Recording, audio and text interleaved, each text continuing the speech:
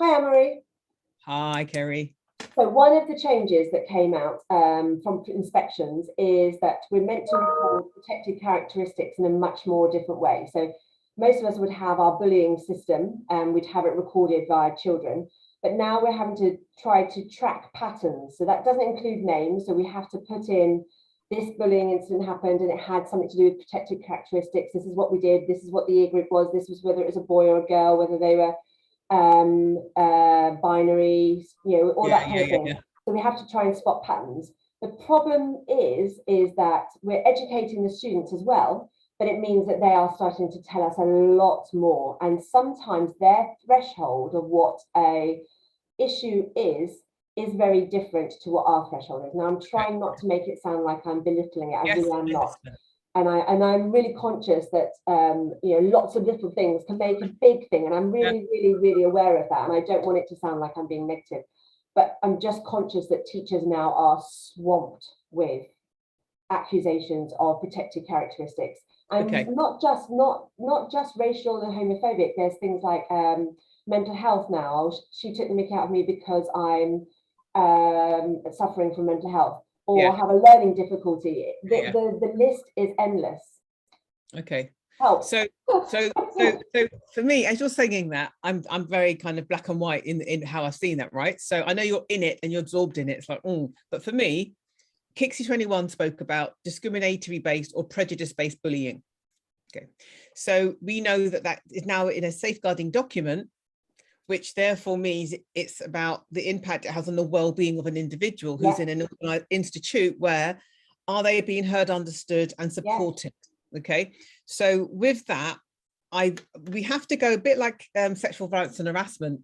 It's the experience of the person who's been subject to harm, who has permission to express their feelings in this. So you're absolutely right. The kind of the spectrum is very loose, isn't it? In one person can have the same experience, but they all deal with it completely differently. We know that's the way it goes. However, what we must do is remain child-centered and focused on it, child-friendly on it, and based on the characteristics of the children, resilience and all the other things that go with it, even I hate that word. We need to think about the child, and I get this a lot when I do my audits as well, actually, where I make a point of also speaking to quiet children as well as those lovely confident children that schools roll out when I turn up, the invisible voices.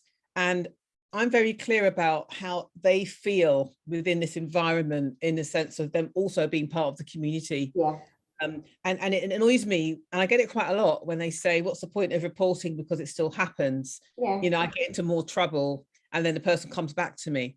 So I think, why are you suffering in silence for? That's just that you're internalizing it, meaning you're internalizing it and still suffering. So I think more and more though are speaking out. I think there's the group of silent people are becoming less and less, I feel, which is great, but I'm really scared that teachers are getting to the point where they're saying, hang on a minute, I can't cope now. But you know what, two things to add. For many years they were silent, and I think they've been for a lot in the last few years. That's woken them up. So woken up in the woke, in the sense of they're much more now open and understanding of, actually, I do feel uncomfortable, and actually I'm going to do something about this, rather than this is just what it's like being a child and a rough and tumble. So I think, if anything, we're just catching up with the reality of what they weren't telling us. Everyone's invited, the review into Ofsted and the sexual violence that we've got June 21. We've got, George Floyd and inclusion, diversity and people talking out. We've got new research about LGBTQI plus communities talking out about, again, their experiences. So all of these are about experiences. And finally, we're getting these experiences. And of course, some of them are going to be non-recent to the now, to actually comments being made, microaggressions. That word has only been used a lot since May 2020, right? So, I'm a middle-aged young woman, and I've lived that whole world of microaggressions all the way through my life. And it was only, believe me, in the kind of 2020s part of the reflection, I woke up to, but they are microaggressions, and why have I just excused them, when actually it's not part of society, and actually I need to be talking out and let people appreciate it's just not acceptable. So if I'm an adult doing that, I'm actually satisfied that young people feel comfortable in their generation too. Do you know? Yeah, yeah. Yeah, I mean, I hear you, and I think it is great, but I think that perhaps what's going to happen in the future is that teachers are going to have to get a little bit more training Upskill. or time, Yeah, of course. and also looking at what we do with it then, because obviously we don't want to punish and shame students that have made mistakes, because as you said, it's been there for some time, but we do want to educate them so they don't make the same mistakes again.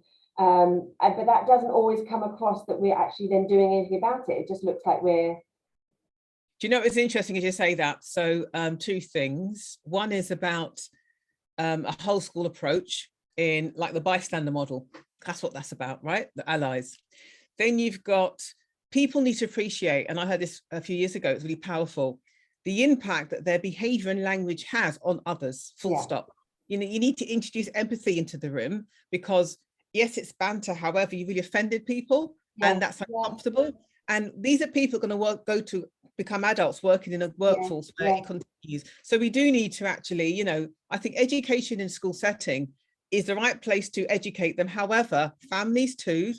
And also we need to do something where, of course, your pastoral care teams have a system within our setting that can also support teachers.